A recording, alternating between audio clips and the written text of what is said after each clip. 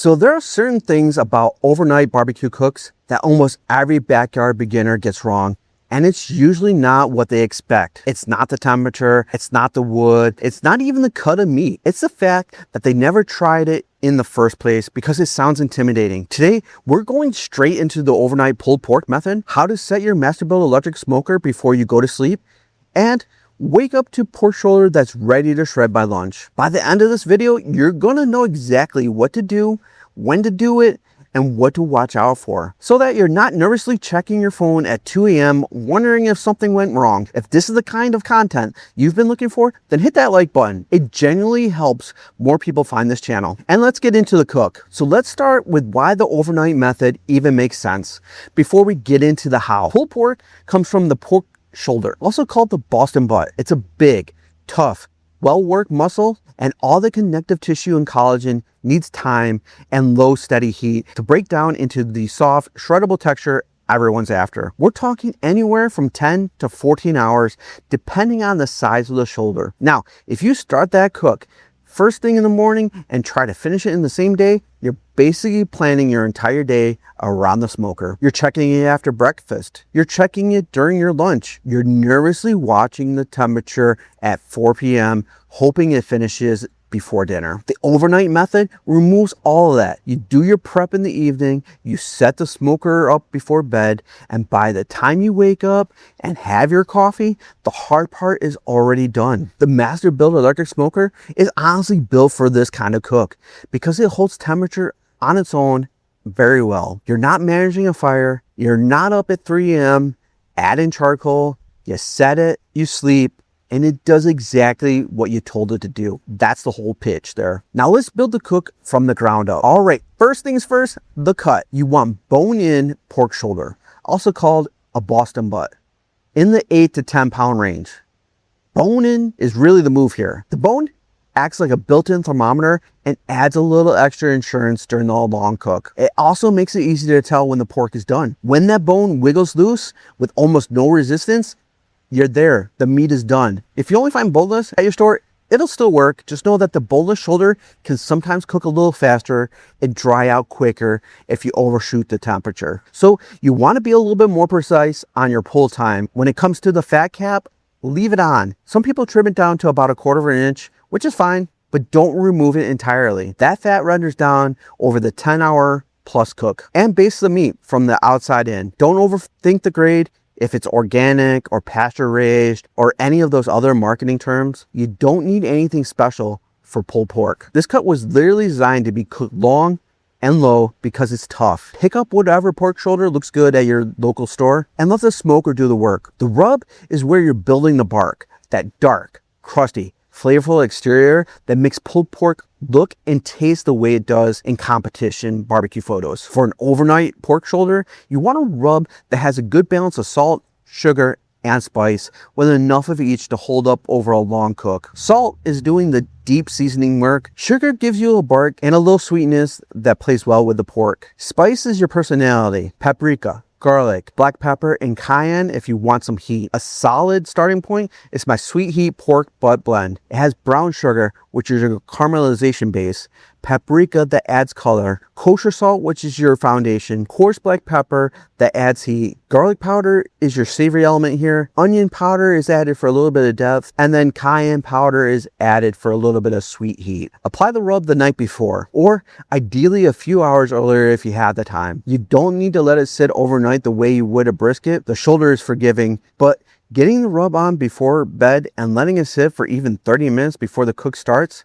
does give it a head start. And by the way, this rub is one of 50 in my backyard barbecue flavor system cookbook. Each one comes with a full blend, the wood pairing that works best with it, and the meats it was built for, and the reasoning behind every single ingredient, so that you actually understand what you're doing, not just following a recipe blindly. All you got to do is drop the words flavor system into the comments right now, and I'll send you the link. All right, here's your pre-bed checklist, and this is where a lot of first-timers skip a step and then wonder why something went sideways at 6 a.m. Step number 1, put a foil-lined drip pan on the bottom rack of your Masterbuilt electric smoker. If you don't have one, at least place some aluminum foil On the bottom drip tray, pork shoulder releases a lot of fat and a lot of liquid over a long cook. That drip pan saves you a cleanup nightmare and keeps your heating element from getting gunked up over time. Step 2, place the pork shoulder directly on the middle rack, fat cap up. You want the fat rendering down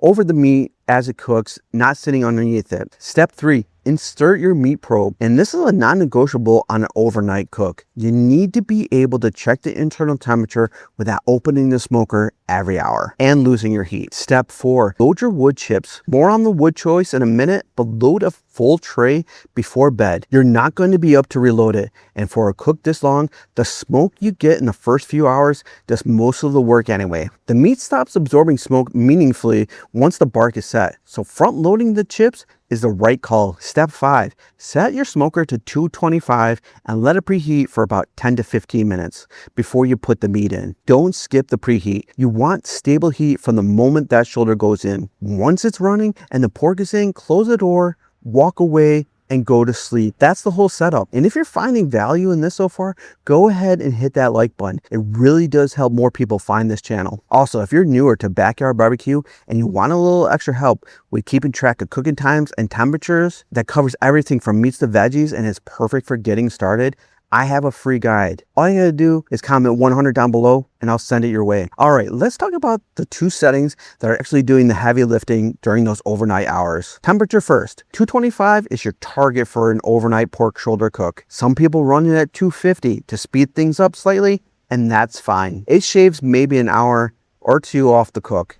But for an overnight method, there's no reason to rush it. So 225 gives you more time in that low and slow window where the collagen is breaking down steadily and the fat is running cleanly and the bark is building up without burning. Your target internal temperature for pulled pork is between 200 and 205 degrees Fahrenheit, not 190. Now when the juices run clear, you want 200 to 205 internally, and you want the probe to slide in and out with almost no resistance, like pushing a hot knife through butter. That's how you know the collagen has fully broken down and the meat is actually ready to shred. For an 8-pound shoulder at 225, you're looking at roughly 10 to 12 hours. A 10-pounder might push 13 to 14. So if you're putting this on at 10 p.m. and you've got an 8-pound shoulder, you're likely pulling it somewhere between 8 a.m. and 10 a.m., which gives you plenty of time to rest it before a noon or 1 p.m. lunch. Now, let's move on to wood. For pork shoulder, you want something that complements the sweetness of the meat without overwhelming it. Apple wood is the classic choice. It's mild, slightly sweet, and works beautifully with pork over a long cook. Cherry is another great option and gives the bark a deep reddish color that looks incredible when you slice into it. If you want a little bit more depth, a mix of apple and hickory works really well. The hickory adds a slightly earthier, more traditional barbecue smokiness, while the apple keeps it from going too heavy. Just don't overdo the hickory on its own for a cook this long. Hickory is a very assertive wood.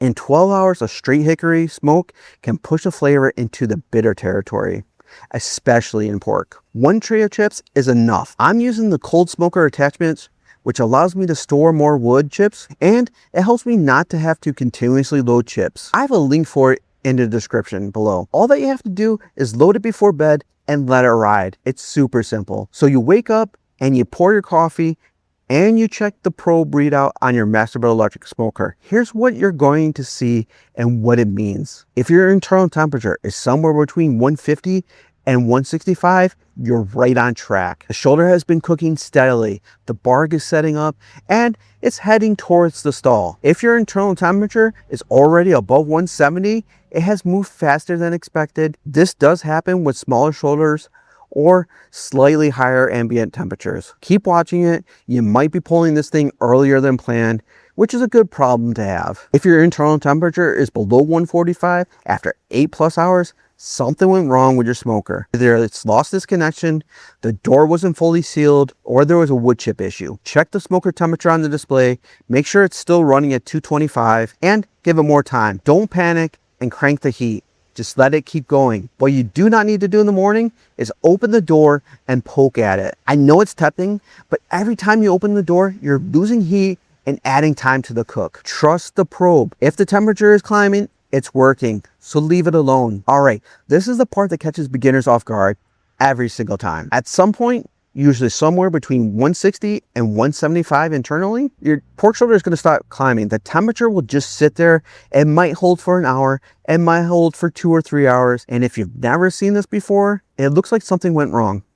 But nothing did go wrong. This is called the stall and happens because moisture is evaporating off the surface of the meat at the same rate that the heat is building up inside of it. Evaporation essentially cools the meat as quickly as the smoker heats it up, so the temperature plateaus. It's the same physics as sweating. Your body uses evaporation to regulate temperature, and the pork shoulder is doing the same exact thing. At this point, you have a couple different options. Option 1, you wait it out. The stall will break on its own once enough moisture has evaporated. This is the lazy, low intervention approach, and it produces the best bark because you're not wrapping anything. If you got the time, this is the move. Now, option number 2, you wrap it. Pull the shoulder out, wrap it tightly in butcher paper or aluminum foil, and put it back in at 225. Wrapping traps the moisture and pushes through the stall faster. Doing this, you're usually cutting an hour or more off the remaining cook time. Foil gives you a slightly softer bark. Butcher paper lets the bark breathe a little more and holds up better. For an overnight cook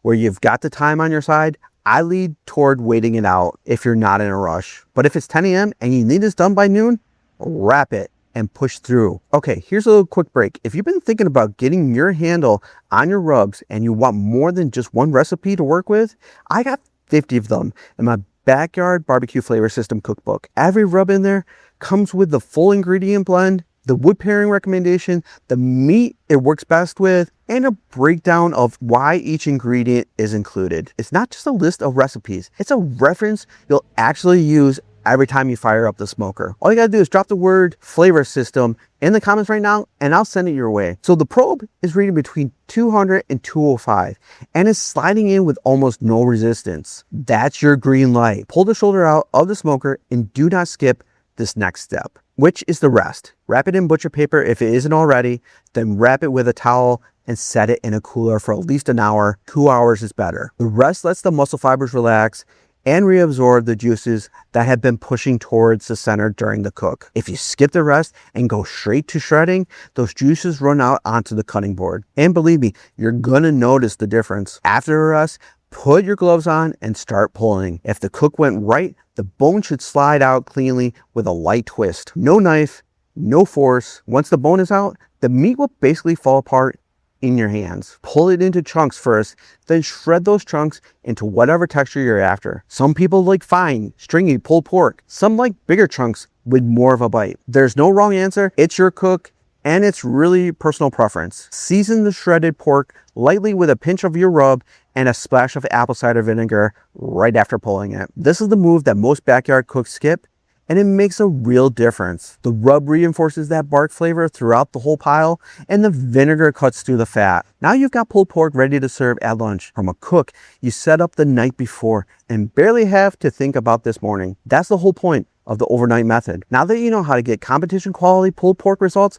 without planning your entire day around the smoker, you might want to do a cook this week that's even more hands-off. Something that's done in a fraction of the time with the same fundamentals, and smoking a whole chicken in the Masterbuilt electric smoker is exactly that. Same temperature discipline, same wood principles, same rub knowledge, and you're eating in a couple of hours instead of 12. And that video is right here. Go ahead and watch it next because you're not going to want to miss the whole step-by-step breakdown. I'll see you over there and have a good one.